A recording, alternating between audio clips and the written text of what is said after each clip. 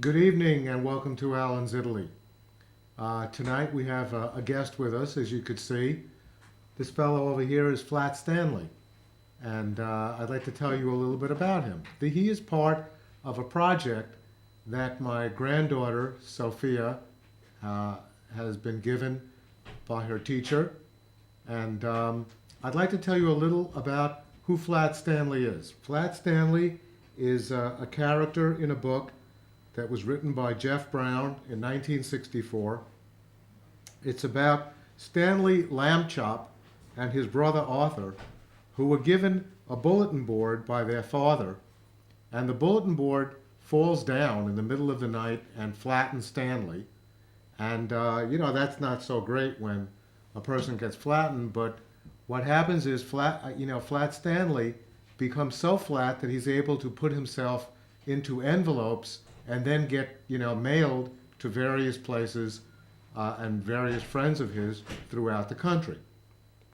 The concept of Flat Stanley was first used in 1995 by a teacher by the name of Dale Hubert, who was a teacher in London, Ontario, in Canada, who gave a project to his students where he had them mailing a Flat Stanley, an image of a Flat Stanley, to people, all over the country, and to then document his activities during that time. And my daughter's teacher has given the class that assignment. So she decided my granddaughter decided to send Flat Stanley to us in Woodstock. She actually sent it to her grandmother, Laura, my wife Laura Gerton, and Laura and I have been doing this project together. And I'd like to begin by just talking a little bit about the town of Woodstock, because obviously Sophia chose Woodstock because it has a special meaning. And indeed, Woodstock is a beautiful village nestled in the Catskill Mountains with lakes and streams and beautiful mountains and forests and trees. Woodstock has always encouraged the arts, the visual arts in various galleries around the town, such as the Woodstock Artists Association. It's always encouraged music, such as in the Bearsville Theater, and it's also encouraged dramatic performances, as takes place in the Woodstock Playhouse. I wouldn't, consider Alan's Italy to be among the great creative endeavors of some of the great artistic geniuses that Woodstock has produced and promoted over the years. And yet, my TV show Alan's Italy is a very, very important part of the Woodstock community and the Woodstock culture. And I consider the inspiration of the Woodstock community as having been very, very important to me getting this whole production underway. So I thought that it would be very nice if Stanley came on the show and I did a little introduction using him in that way. So on Monday, of course, I will be mailing Stanley back to the school, and I will also be mailing to the school a copy of the DVD of the TV show. So let's put Flat Stanley on the side now. So nice having you around. We actually took pictures of Flat Stanley at our home and also throughout Woodstock, so that'll be very interesting for the children. But here's tonight's show. It's called Tuscany Then and Now, and follows in the same theme that we have been using for our Then and Now shows, where we have 19th century photographs of all over Italy. And tonight's show is going to focus on Tuscany. So there it is, Alan's Italy, show number 89, Tuscany Then and Now. And of course, we welcome Flat Stanley to Woodstock, New York, this March 2014. That's him actually looking out the window in our house. First, I want to talk about a show we did a couple of months ago. The name of the show was Nighttime Magic. You may remember that show, with some really stunning pictures of Italy at night.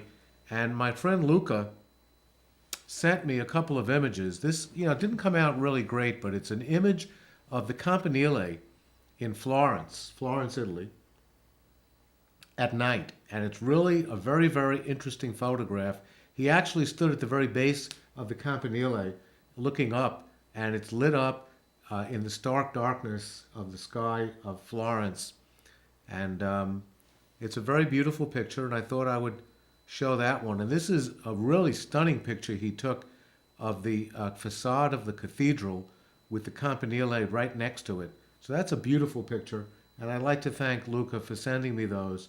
And I should have had them on my show if I was, doing that. But, it's still Tuscany. Florence is Tuscany, so it's appropriate to have some pictures of Florence on that show. So here we are, Alan's Italy, show number 89, Tuscany then and now. And this show, of course, is dedicated to my friend Luca, who is, set me into this concept of 19th century Italy by giving me that book that I showed you a few weeks ago. And we then went to a bookstore in Florence where I bought a number of other books on the same topic. And one of those books forms the basis of tonight's show. And we start with this really extraordinary picture of the Campo dei Miracoli in Pisa. Pisa is in the western part of Tuscany, and you can see over there on the left side the very, very famous, perhaps the most famous site in all of Italy, the Leaning Tower of Pisa.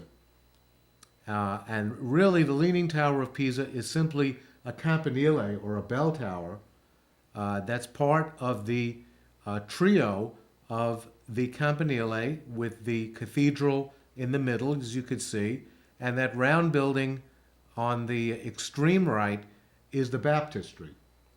And I came across this photo in the book, and it's an amazing photo. And I'll tell you why it's an amazing photo. And to show you that, I'm going to show you the modern view. This is the view of the Campo dei Miracoli that we're much more familiar with. This is the photo that is usually taken in that direction. But this particular photo was taken, instead of being taken from the north, it is actually taken from the opposite side. And you could see the difference in the area around the Campo dei Miracoli. I have to correct myself. This is the north, taken from the north, and this is from the south. So that's the difference between the two. But this is taken from a spot which really no longer exists, because this was taken from a field that was right next to the Campo dei Miracoli. But you can no longer get to this spot, because if you look at the modern photo, you could see that there's buildings all around it. And that type of photo would be completely impossible to take. So that's why I found this picture to be really amazing. And I think I have a picture of the two of them together. There's the two photos together. And the one on the left is the 19th century photo, and the one on the right is the 21st century photo. And you could see that there are just buildings all around it, making it completely impossible to take the angle that you see in the photo on the left. This is the Leaning Tower. This is the Campanile, or the bell tower, which has become known in the Italian iconography as the Leaning Tower of Pisa. This is what it looked like in the 19th century. And what struck me about this is, if you look at it, and it's taken from a slightly different angle than the photograph in the previous, but you could see that it's not leaning quite as much 150 years ago as it is leaning now. And even though it is from a slightly different angle, it is definitely leaning more. And over the intervening 150 years, the tower just, obviously leans to a greater degree. And there you can see the two photographs right next to each other, and you could see the severe difference between the two. This is a picture of the cathedral, and this is the 19th century close-up of the cathedral from, again, that field to the northern side of the Campo. And I couldn't get the exact same photo in the 21st century, but I got this one, which is a photo that we took when we were in Pisa a few years ago. And you could see the difference, certainly in the surrounding area. This is the baptistry in the 21st century, as opposed to the baptistry in the 19th century. And when I saw this picture, I said, gee, what is that round building there off to the slightly left of that? And I began to do a little research, and again I went back to the 19th century photo with the 21st century, and I realized that that little building is actually attached to this. This is the Campo Santo. The Campo Santo is actually translated to mean holy field. It's an old cemetery. And Campo comes from the words Campo Vecchio, which means the old cemetery. And it is a cemetery that was built in the 13th century by a fellow named Giovanni di Simone, who died in 1284 in a battle that took place. The actual cemetery was not finished until the 15th century. It now contains Roman sarcophagi and frescoes, all of a very religious nature. Here's a really better picture of it. And, it now serves as, there are vaults in there where people from centuries ago are buried. It was actually damaged in an Allied bombing raid on June 27th, 1944, but it's been restored, and it's a very beautiful building. And that's the building that was, right in front, going back to that one, right over here in the old photo, and right back here in the new photo. Okay, so let's move on. This is a picture of the city of Pisa in the 19th century. And you could see, the people in there in the foreground. You could see the tracks from a tram that obviously, an electrified tram that ran around the city that no longer exists. I tried to find something equal to this picture, and all I could find is this, which is a comparable picture to that. The picture we took on the Arno River of Pisa was this picture, which is obviously not the same bridge, but I used these two pictures to show you the comparison between the 19th century and the 21st century picture of the Arno River in Pisa. This is a building known as the Palazzo del Orologico. And it was actually built in two parts, separated by that very center part, which is the bell tower. And it's, you could see again the tracks and the electrification of the wires above it, and all the people from the 19th century in their 19th century dress. And it's a fascinating picture, especially compared with the current picture of what that looks like. And there you see a 21st century picture with people in modern dress. And of course the comparison of the Palazzo del Orologico then and now. And you could see the really, that's a really interesting set of photographs, because you get almost the exact same angle on that building in both of them. Okay, then we go to the town of Volterra. This is Volterra in the 19th century. Volterra is a beautiful Tuscan town, it's probably southeast of the town of Pisa. Really, I would say slightly west of the town of Siena, the city of Siena. And that's the Rocco, which is the fortress. And that's another picture of it as it looks now in the 21st century.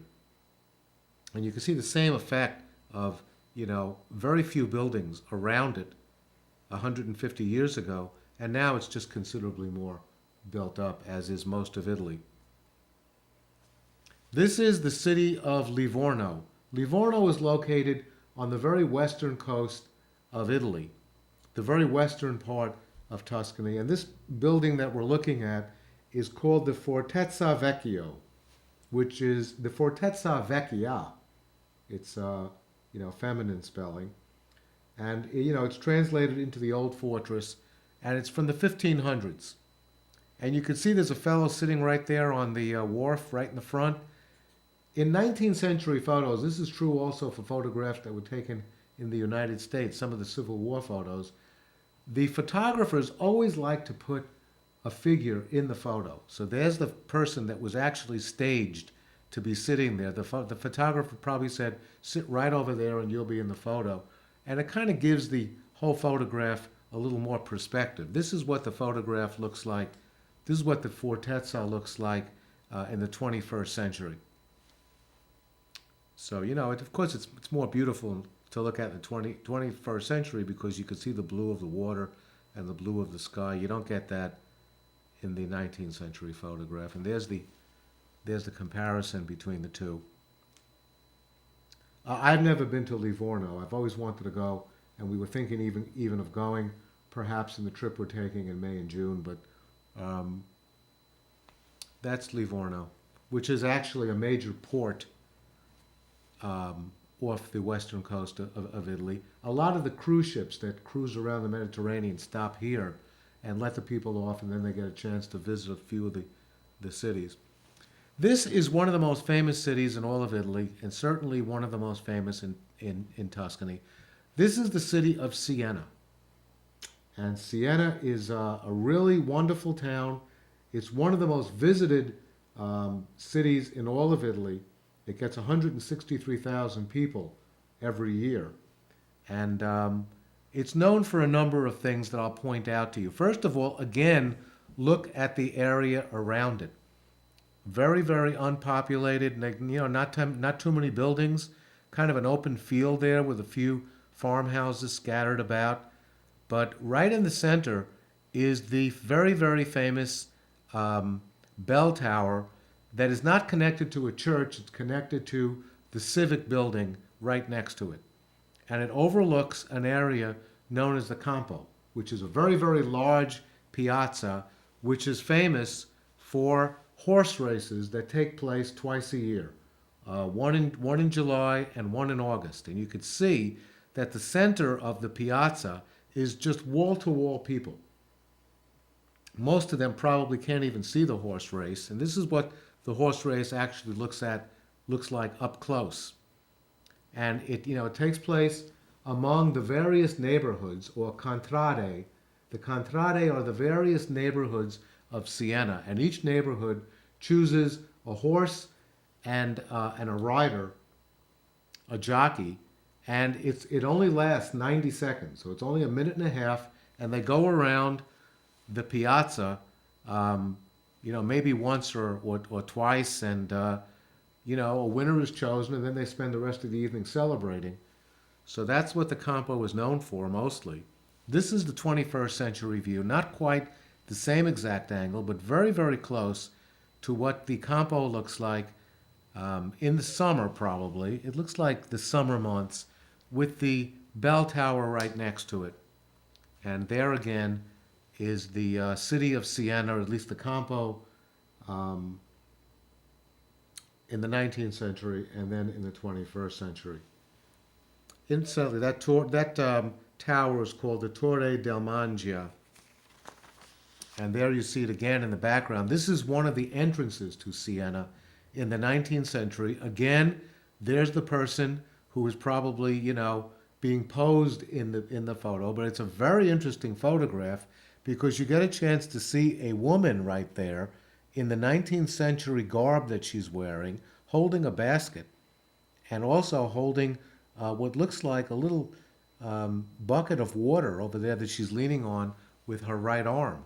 So, she may have gone into the town, gotten some water, maybe gotten some market products, and she's now returning home to her perhaps farmhouse on the outskirts. I couldn't get this exact photograph, but I got a view of one of the entrances to Siena just to show you what Siena looks like entering it in the 21st century.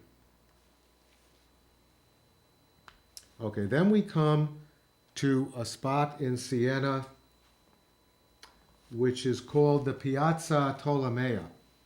And this is a very interesting piazza because you see that pole right there in the center, and at the top of the pole is the Sienese wolf.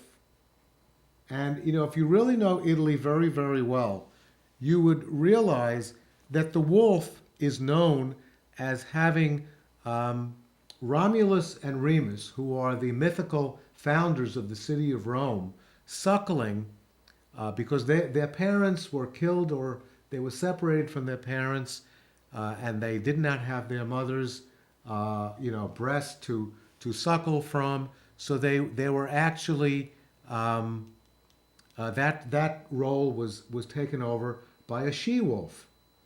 And this is a story that emanated from Rome, but Siena, in the medieval times of the 15th century, decided that they wanted to commandeer that mythical story for themselves. So they decided that they would create a statue of the she wolf suckling Romulus and Remus, and they would create a whole legend around it. And they created the legend that before the she wolf actually went to Rome, it originated in Siena, and that was their story. And people began to believe it, and it was done to give Siena more stature because at the time in the Middle Ages, Siena was competing with Florence for the major status of the city of the main city in Tuscany, and they wanted to use this as a legend to give the city of Siena a little more stature. So that's what it looked like in the 19th century, and this is what it looks like in the 20th century. You could see that the statue is still there, but the people, of course, are different, dressed differently.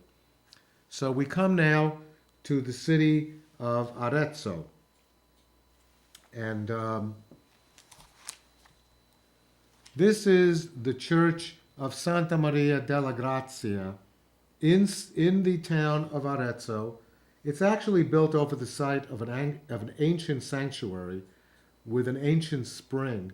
It's from the Etruscan times, and this particular church was built in the 15th century.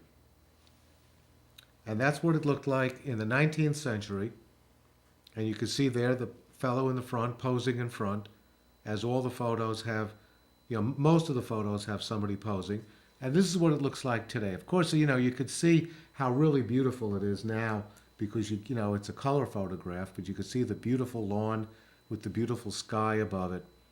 And there you see the Church of Santa Maria della Grazia in the 19th century, and then again in the 21st century. What happened here? Okay, we'll skip this because this obviously did not come out. Forget that. Okay, this is called the Devil's Bridge. And this is located in the very northwestern part of Tuscany, in the town of Borgo Mozzano. And it's called the Devil's Bridge. There are actually hundreds of Devil's Bridges all over the world. I did a little research on this, and I came to the conclusion that all over Europe, there are Devil's Bridges. And there are many in France, there are several in Spain, in England, and there are even a few in Italy. This is one of them in the northwest corner of Tuscany. There you could see the fellow right there in the front, of course, posing.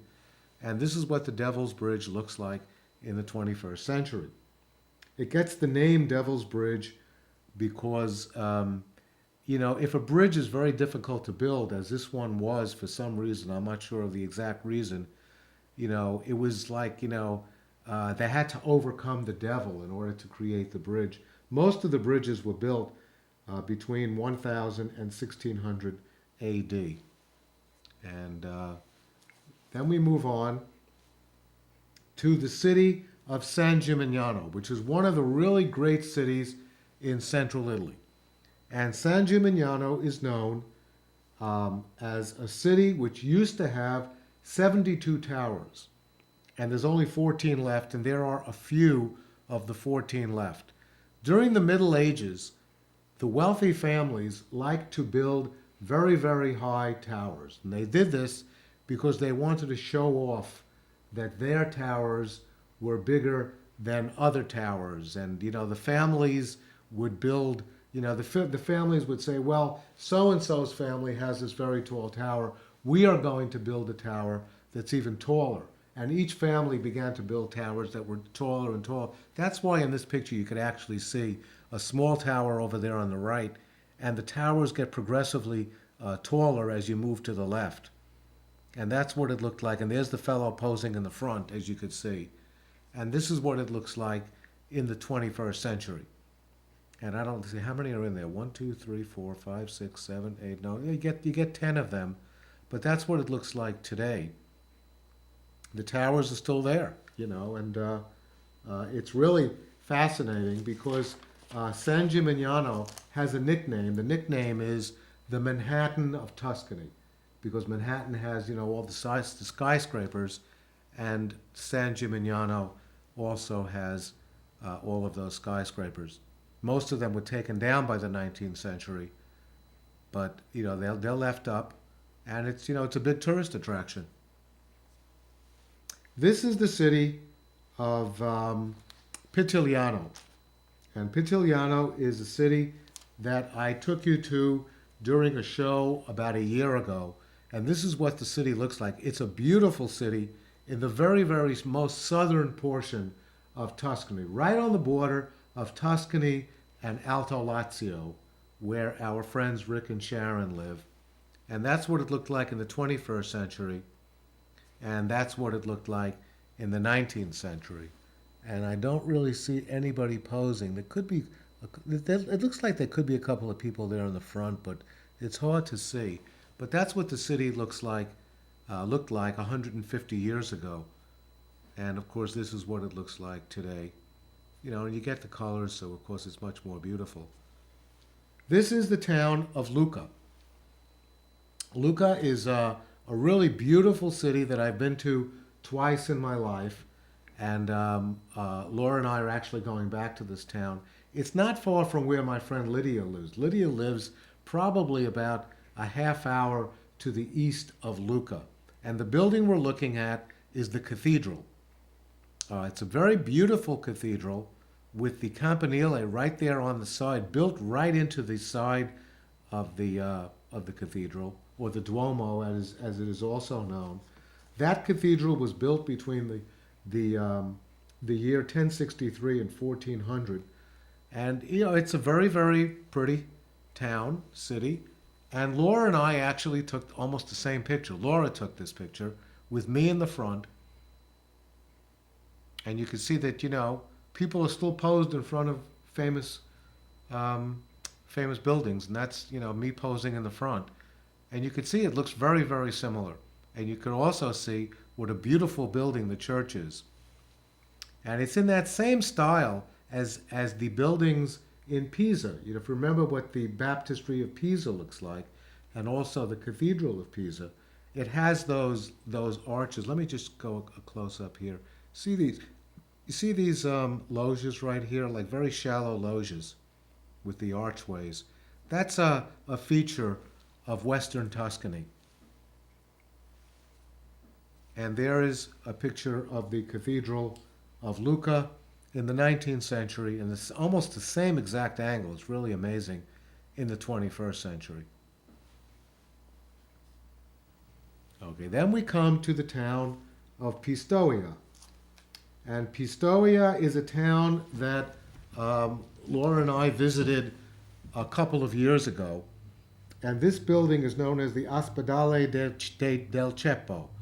And it actually began as a hospital that catered to unwanted children. And that's what, many of the churches were during the medieval times. And you could see this very beautiful building with beautiful archways and beautiful rondels. The rondels are the round, these are called rondels right here. They're actually pieces of sculpture in relief, in circles, and it's decorating the loggia that you see there right in the front. And of course, it's pretty bustling with people right there. You could see a horse-drawn vehicle right in the front, with people coming in and out of the ospedale, which is probably now, ospedale means hospital. And that's another picture of what that looks like today. So you get a view of that in the 21st century, and then what it looked like in the 19th century, almost exactly the same. You could go back to, if it were possible to take a photograph of various parts of Italy, even in the 15th and 16th century, it wouldn't look very much different. The people would be dressed differently, but the buildings themselves have retained that same exterior. This is actually outside the town of Montepulciano.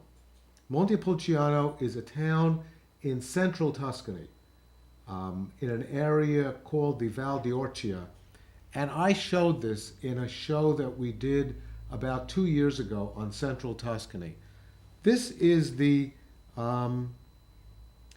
church of San Biagio, actually the rectory of the church of San Biagio, which was built in the 16th century. And, there's somebody again posing in the front at the well. And that's what it looked like in the 19th century. Again, it's a very beautiful building with a beautiful loggia on the second floor.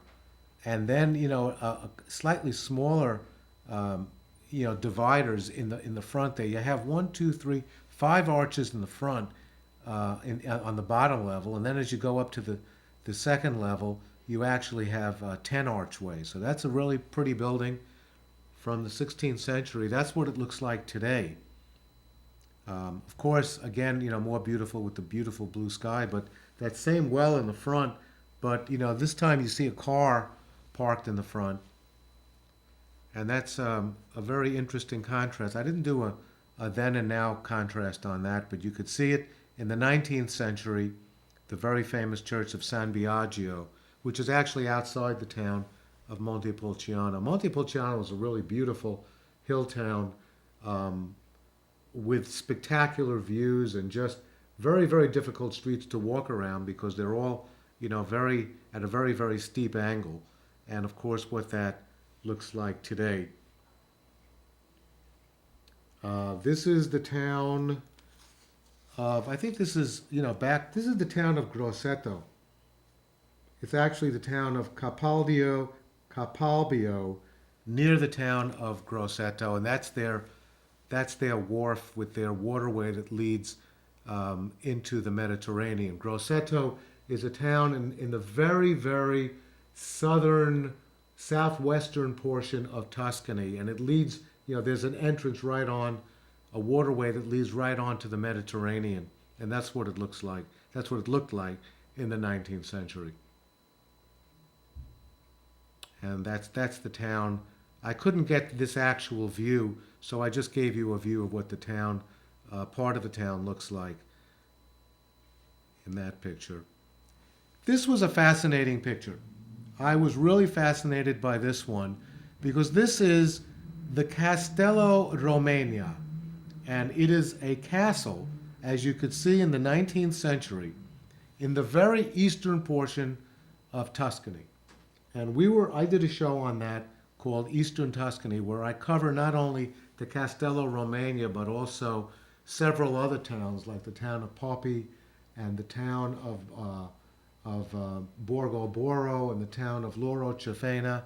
And this is what the castle looked like in the 19th century, which is very, very interesting. It's actually the ruins of a castle that has been there since the year 1088. This is what the castle looks like today. We took this picture, and you could see the very, very strong resemblance to what it looked like in the 19th century. Except that there, in the front you see a horse-drawn cart, which you don't see in the 21st century, of course. But that's what it looked like then, and this is what it looks like now. And this is a building in which Dante himself actually lived for a period of time. Dante was exiled from Florence. At first he was revered by Florence because he was considered one of the great writers, of course, from antiquity. And he was exiled from Florence and went to eastern Tuscany and resided in this building for a period of time before moving on to settling permanently in the later part of his life in Ravenna, which is located on the very eastern portion of Italy. There's the Castello Romagna in the 19th century, contrasted with the Castello Romagna today. I really found this very, very interesting, having been right in the front there of it, and that's what it looked like. This is a 19th century view of central Tuscany, and you could see the rolling hills. You could get a flavor of the real beauty of central Tuscany, but you can't really grasp how beautiful that area of Tuscany is. So I decided to throw in some really amazing pictures of what Tuscany looks like today. And you could see that it is just magnificent.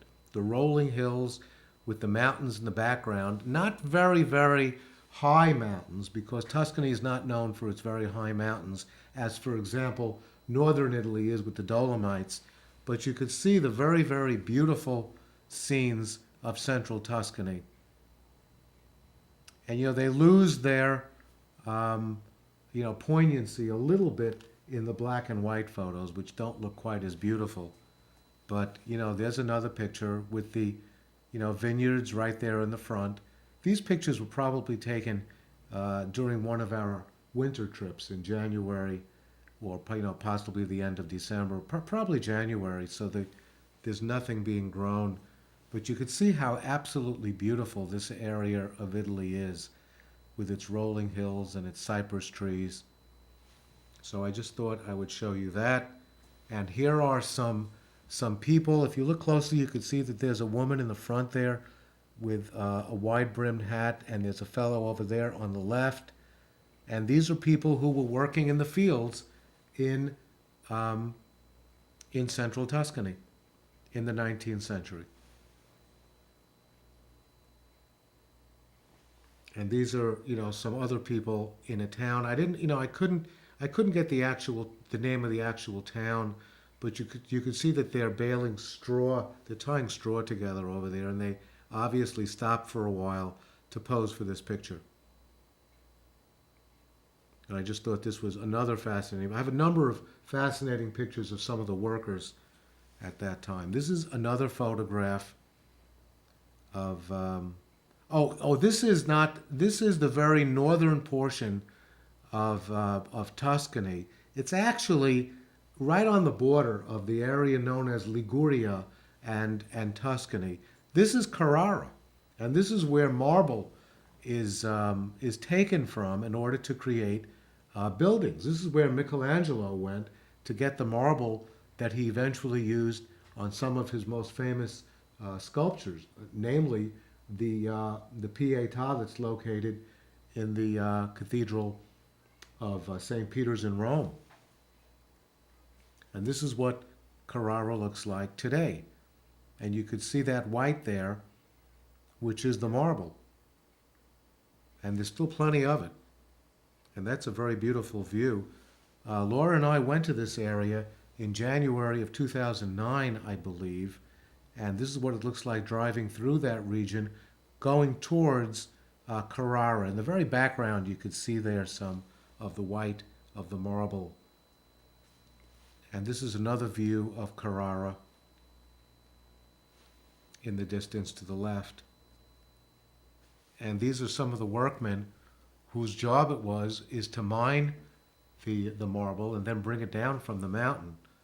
And this is what they used to bring the marble down. They created they had these carts which they put. You could see the marble right in the center there, with the fellow standing right on the top, and the oxen that used to bring the marble down the mountain to be used throughout Italy. And that's what what it looked like in the 19th century. And there's another view of a similar situation with the oxen that were used. Again, another I'm really fascinated by these pictures. And once the marble was gotten down from the mountain, they were, in these very, very large warehouses where they were sculpted into columns and so on. Neoclassical, obviously, because they're trying to make it look the way the Roman columns looked during antiquity. But this is another fascinating picture of workmen in the 19th century shaping the marble. Now, I'm not sure where this is from. There were a number of pictures of people just working, in various locations. These two women look like they're actually decorating a cake over there on the left side, and there are some dishes. But, this is a really interesting photograph, with what the women wore during the 19th century and their hairstyles. And this is another photograph. It actually looks like, what does that look like to you? Looks like bananas, actually, but they're doing some kind of, what is that? Wine, casks, jars of wine. Yeah, I'm having trouble seeing it. Yeah, I guess I could see that. They sort of look like bananas to me, but I could see that on the very top there are casks of wine. Yeah, okay. So they've already taken the grapes off the vines, and they've already crushed them into wine. Maybe fermented them, and there they are. So thank you for that. And this is obviously a place where maybe tapestries or um, or carpets are created, and there the workmen are. Another fascinating picture of 19th century workers. Somebody else doing some things in his workshop. It sort of looks like he's actually engraving something. Maybe there are a lot of frames around, so maybe he's yeah, there it is. He's a frame maker. And this is a photographic studio from the 19th century. And there's the photographer over there, slightly to the left, and his subject seated, a woman seated in a chair, having her photograph taken somewhere in 19th century Tuscany, perhaps even Florence. That's where the Alinari brothers did their work. Here's another workshop with the people actually at work. They're not even, stopping to pose. They're actually at work. A pretty fascinating picture. And this was really interesting, and I had to just put this in. This is a scene somewhere in central Tuscany, 5 women, and it looks like they're knitting in a circle. And some of them have kind of stopped and are posing, but that's what it looked like 150 years ago. This is a factory somewhere in Tuscany. I think I remember it. I think I remember reading it as it being a paper mill, and that's what it looked like, 150 years ago. And I think that brings us to the end of the show. And the next show that we're going to be doing will be a continuation of the 19th century photos, but we're going to be focusing, we're getting out of Tuscany, and we're going to be focusing on areas all over Italy. So this is actually a photograph of what Pompeii looked like in the 19th century, which is fascinating because Pompeii was actually discovered around that time. It started becoming excavated in earnest. And there's a very, very wonderful photograph of what Pompeii looked like in the 19th century. I have photographs of Pompeii and of Rome and of Venice and Milan and some of the great cities in Italy. So that's what we'll be doing on the next show. So thank you for watching. It was a pleasure bringing you that. I just love 19th century photography, as you could tell, and I'd like to do a lot more of those shows because I really get into that. And when we go to Florence again in May, I'm going to ask Luca to bring me to that show again, and perhaps I could bring back a lot more shows of that type. So thank you for watching, And thanks to Flat Stanley for being a part of our household for the past couple of weeks. And he's being mailed back. One last view. Can you see him? I think you can see him right now. Yeah. So goodbye to Flat Stanley, being mailed back to Long Island. And thank you for watching. And buona notte e buona fortuna.